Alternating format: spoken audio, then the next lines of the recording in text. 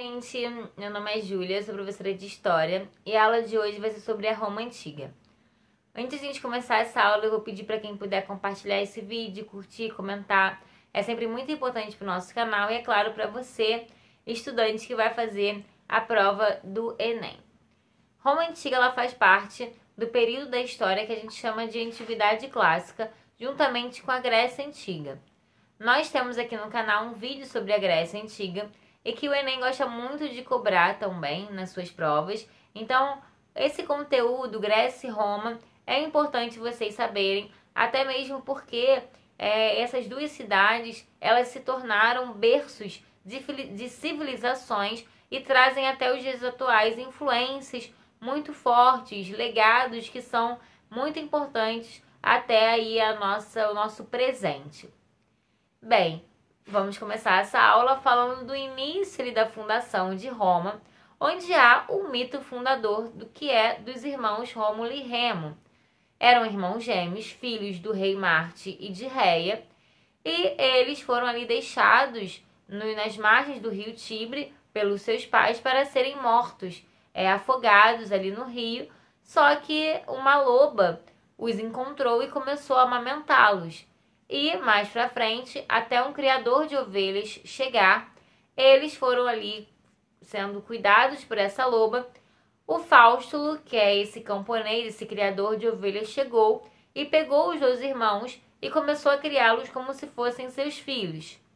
Mas, segundo a mitologia, quando os irmãos chegaram na fase adulta, eles começaram a entrar em conflito pelo poder daquele território, pelo domínio, e chegando até o ponto do Rômulo matar o seu irmão Remo e se tornar o fundador legítimo da cidade de Roma.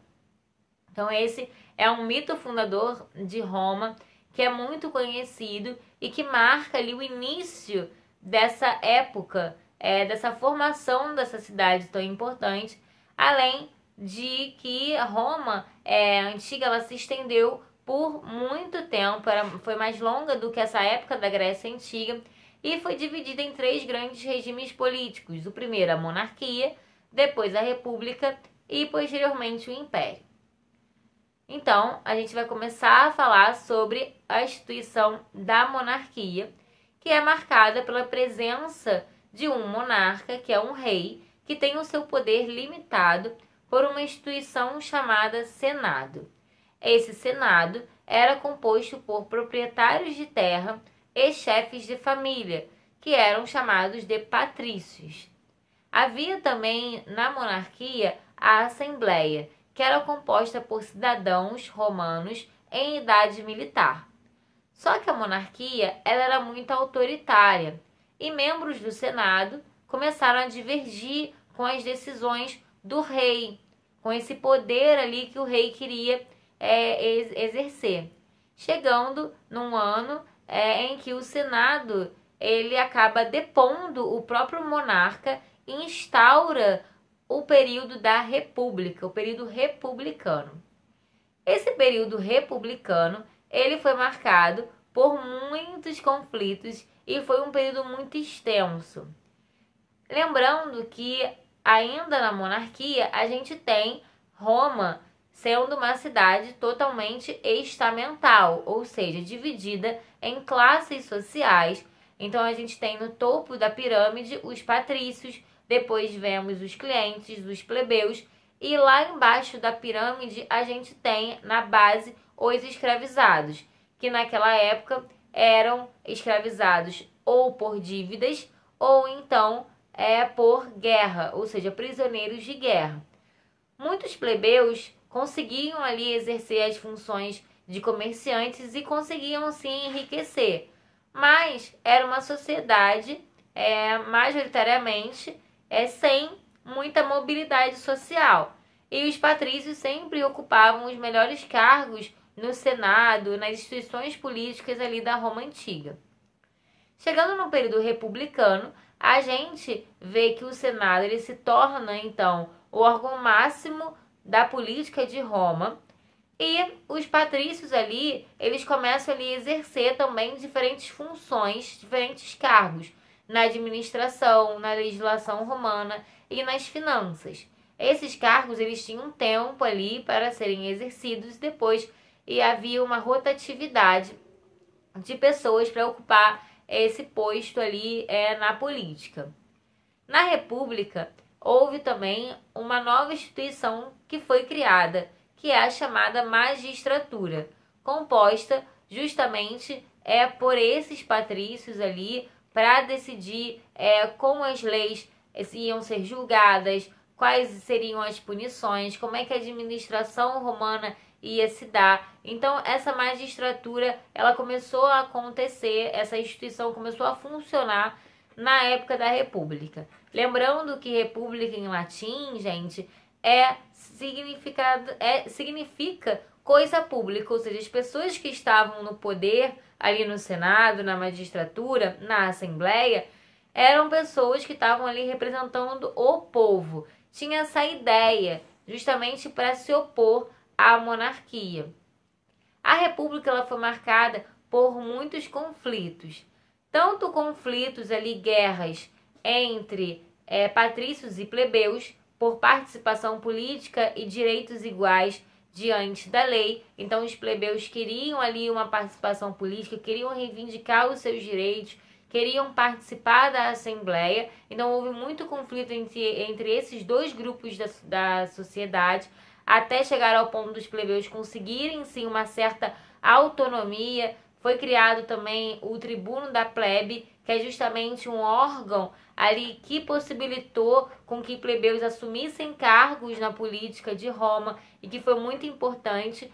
Mas a República ela também passou por guerras civis, principalmente com os camponeses e com os escravizados, que diante ali das diversas guerras que a gente vai ver ao longo ali desse período grande da Roma Antiga, eles começaram a contestar ali seus direitos e realmente a guerrear contra esses proprietários rurais, esses donos de terras. Na República, a gente também vai ver as famosas guerras púnicas, que foram guerras entre romanos e fenícios, porque Roma, nessa época, já estava ali tentando expandir os seus territórios e queria uma cidade ali considerada bastante comercialmente bastante favorável, que era a região da Sicília, em Cartago, que era uma cidade no norte da África e que era dominada pelos fenícios. Então Roma entrou em guerra ali para pegar essa região da Sicília e acabou se tornando ali um polo ali, eu acho que um ponto central, na verdade, político e econômico no mar Mediterrâneo naquela época. Então começou ali uma grande expansão territorial de Roma já no período republicano e que isso fez gerar o quê? Uma mistura cultural, uma mistura completamente assim de povos de diferentes regiões, chegando ali no momento em que a Grécia ela também foi dominada por Roma. E nessa dominação, nessa conquista ali da Grécia pelos romanos, a gente vai ver uma influência muito grande da cultura grega em Roma. Então há uma fusão cultural muito grande nesse período de expansão territorial, de domínio territorial que Roma começou a fazer. Além disso, essas guerras civis que eu estou falando para vocês, elas marcaram também o momento dos camponeses quererem terras, uma espécie daquela época de reforma agrária, porque os povos que eram conquistados, eles eram obrigados a trabalhar para esses proprietários rurais, só que eles não aceitavam isso, né? Eles acabaram, na verdade, ficando cada vez mais pobres perante essa obrigação ali, enquanto os patrícios e os proprietários rurais só enriqueciam, né? Porque se eles não trabalhassem para essas pessoas, eles iam morrer de fome. Então, era uma questão toda de domínio, de território, de posse territorial. E esses camponeses, eles começaram ali a reivindicar os seus direitos. Isso é muito marcante também na história da Roma Antiga, esses conflitos. Além disso, a legislação romana, ela sofreu também algumas alterações Porque conforme essa camada social, esses camponeses, os plebeus principalmente, começaram ali a reivindicar direitos e participação política, algumas coisas nas leis romanas começaram a mudar. Então a gente vê essa criação do tribuno da plebe, que era um órgão ali que dava maior autonomia, participação política, direitos, cargos políticos para essas pessoas. Além disso, a gente vai ter a lei das 12 tábuas, que eram leis, que era um conjunto de leis que determinavam realmente como a administração ia funcionar, como as punições iam ser feitas. Então, era um conjunto de leis que realmente administrava mesmo cada setorzinho da sociedade romana. Além disso, a gente tinha a lei da Canuleia, que era uma lei onde havia agora, nesse momento, a permissão para o casamento de patrícios e de plebeus e com plebeus. Então, que antes não era permitido nessa união de classes diferentes, agora com essa lei da Canuleia é permitido. E durante a República, para a gente finalizar aí para o Império, a gente vai ver também a estratégia do Estado romano na formação, na criação do que é chamado de pão e circo, que era uma estratégia de manipulação de massa. Ou seja, o Estado romano fazia eventos, faziam festas, onde haviam ringues que colocavam pessoas que não eram romanas ou então escravizados para guerrear entre si ou então contra animais. E havia um público ali vendo aquela disputa, e esse público que ia lá ganhava um saquinho de trigo gratuitamente. Por isso que chama pão e circo. Era como se fosse um espetáculo de circo ali, as pessoas no ringue guerreando, enquanto as pessoas, a população ali romana, se distraía com isso tudo e se distanciava das questões políticas romanas. Era uma forma de alienação da população e uma forma também de, olha, se você for contra o Estado romano e as nossas exigências, nossas leis, vai acontecer a mesma coisa com você. Você vai entrar num ringue com uma pessoa ou com um animal e possivelmente você vai ser morto, você vai sofrer ali as consequências ali diversas que podiam acontecer nessa guerra ali, nessa disputa que era vista como uma festa, um circo. Então isso foi uma estratégia também para afastar os assuntos políticos da população romana. E aí a gente vai vendo nesse percurso ali da República, essas guerras surgindo e realmente o Estado romano passando por alguns problemas, principalmente nessa questão dos povos conquistados chegarem ao território romano e também reivindicarem, os escravizados também começarem a reivindicar direitos. A gente vai ver que começa a entrar em crise, e nessa crise quem aproveita muito para entrar no poder, para tentar ganhar uma participação política, foram os militares. E eles de fato chegam ao poder, e aí se inicia a fase do Império. Essa fase do Império, ela pode ser dividida em dois momentos. O primeiro foi o primeiro triunvirato, ou seja, 3 militares começaram a governar Roma, sendo que na disputa ali deles 3, o melhor general que ganhou essa disputa foi o Júlio César, que virou imperador de Roma. E o Júlio César era muito centralizador, muito autoritário, e ele acabou ali morrendo posteriormente e dando início, na verdade, ao segundo triunvirato, onde o Otávio assumiu o poder de Roma e se tornou ali César. César, na verdade, não é um nome, assim. César significava um título, que era o título de imperador, tá?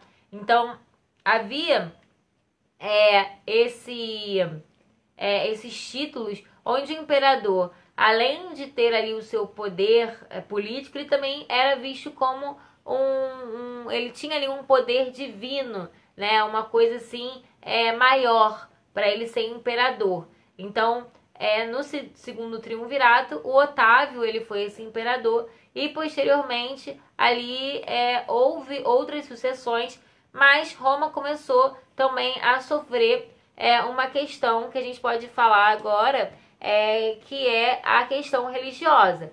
Porque com essas invasões e esse contato com outros povos, muitos desses povos começaram a trazer as suas crenças, as suas doutrinas, o que acreditavam. E aí o cristianismo começou a adentrar em Roma. Quando o cristianismo ele começou ali a influenciar ali Roma, foi visto pelo Estado romano, pelo Império Romano, como uma coisa negativa. Primeiro porque os romanos eram pagãos, como a gente fala, eles acreditavam em diversos deuses, né, em diversas divindades.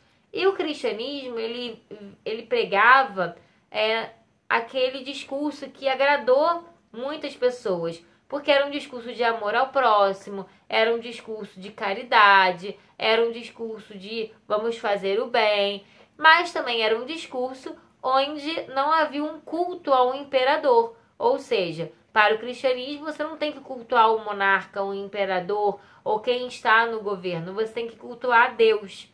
E naquela época, Roma, o império, não concordava com essa visão e começou a perseguir fortemente os cristãos.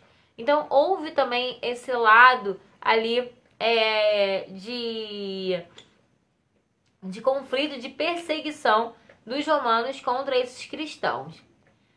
E além disso, depois desse período ali de vários conflitos, teve sim um período de estabilidade política, econômica, social, que ficou conhecido como Pax Romana.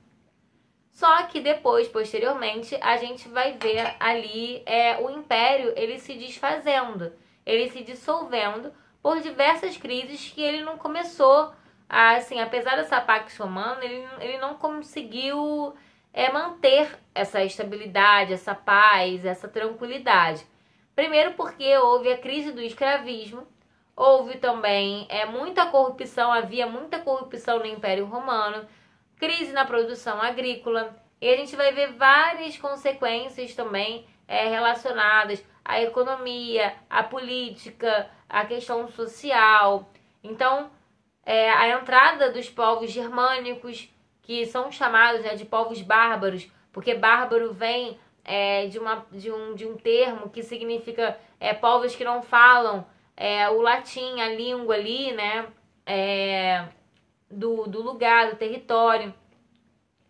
Então, houve essa difusão, essas invasões, esses conflitos que foi ali fazendo com que o império fosse se dissolvendo e posteriormente, no final ali, a gente vai ver a divisão do Império Romano dividido em dois. O Império Romano do Ocidente, com a capital em Roma, e o Império Romano do Oriente, com a capital em Constantinopla, que posteriormente se tornou o Império Bizantino.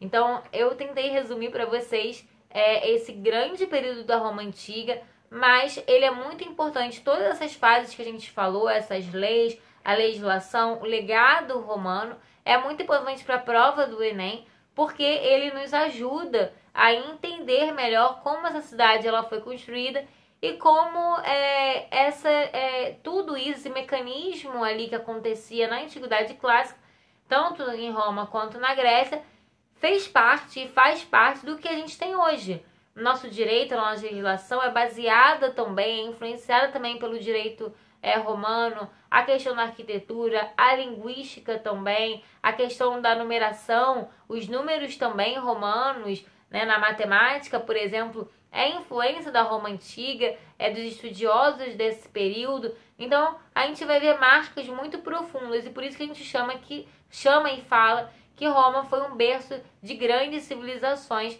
e deixa aí o seu legado até os dias de hoje. Eu espero que vocês tenham gostado desse vídeo. Curtem, compartilhem, comentem. É sempre muito importante para o nosso canal. E até a próxima aula.